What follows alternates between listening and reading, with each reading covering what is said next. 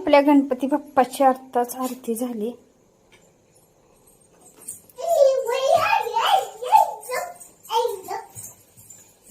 अक्षूचा इथं अभ्यास चालू आहे आणि अनुचं चाललंय खेळायचं. इथं देवापुढे दिवा वगैरे झालाय लावून. इथं टोमॅटोची आपली चटणी तयार आहे. इथं मी मटकी भिजवली.